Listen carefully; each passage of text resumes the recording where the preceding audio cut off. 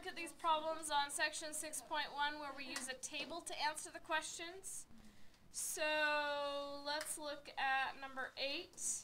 If we're doing A, which is F composite G of 1, that means the X value we plug in is 1 and we plug it into G first. So our table has function F and function G. So we have to look for our X value of positive 1. And then we go down to function G and we find that that answer is 0. So for X equals 1, Y equals 0 for function G. But then when you're doing a composite function, your Y value becomes your X value for the next part of the problem. So we plugged in X1, we got out Y equals 0.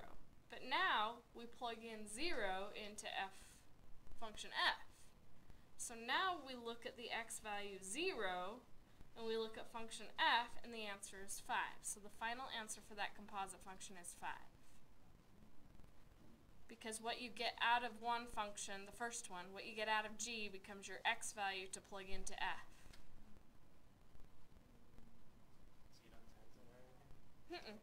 This is F composite G. That means you plug it into G first, you get an answer, you take that answer, you plug it into F. C, which I'm going to jump to C since it's visible here. So G composite F means we take a 2 and we plug it into F first, and then we take that answer and plug it into G. So instead of having equations to plug in, we're looking at the table. So we're going to look up 2 for our X value. We start with F because that's the inside one. We do that one first. So X value of 2, function F, the Y value is 1. So we now take the Y value 1 and it becomes our X value to plug into function G. So we now look up the X value 1 and we look up the Y value for G, so the answer for C is 0.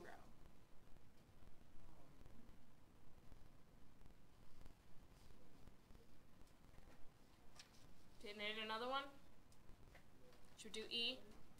Okay, G composite G. That means we take 1, we plug it into G, then we take that answer, we plug it into G. So we're going to find 1 on our chart. G is this function, so 0. So when we look up X, our Y value is 0. So now the Y value becomes the next X value. So we got 0, we're going to now plug 0 into the other G, which is the same function, it's just we're doing it again. So with 0 instead of with 1. So we take the 0, we plug it in here, and we now look up the Y value for G, and the answer is 1. So the final answer for E is 1.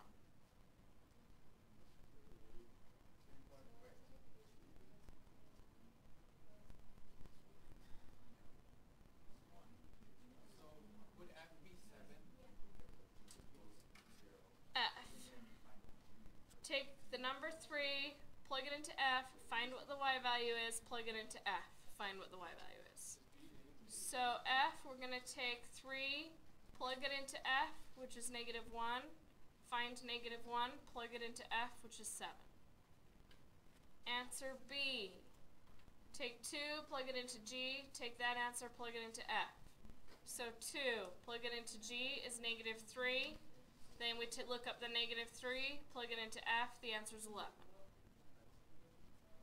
We're not timesing anything.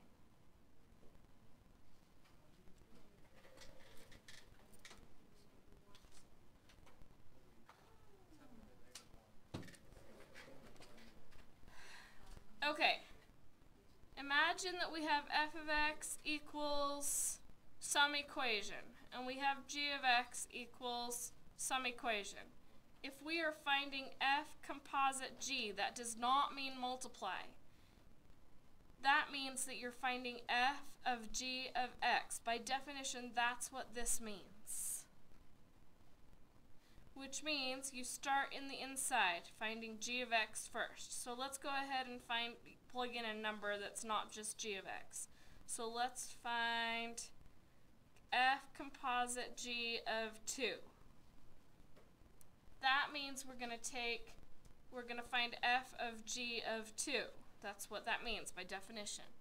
So we take the 2, we plug it into g first, because that's in the inside. You know how when you have parentheses, you work in the very middle first and work outward. So you take a 2, you plug it into function g. So 2 plus 2 is 4.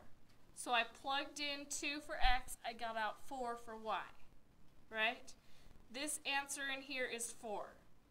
That means we now are finding f of 4 because g of 2 was 4. So we now plug in 4 into function f. So 4 squared is 16. The final answer for the composite function is 16. No multiplication, it's just 2 steps. You're doing the same thing here with the table. If I asked you to find f of g of 2, which we did on one of the problems, I'm just going to explain it again. That means we look for the x value 2, we do function g first, and we get the answer negative 3, because instead of the equation, it's giving us a table. So plug in 2, get out negative 3. We then take that answer negative 3, plug it in here, and this time we find function f, which the answer is 11. No, the final answer is 11. Final answer is 11. Would it be necessary to run that out? No.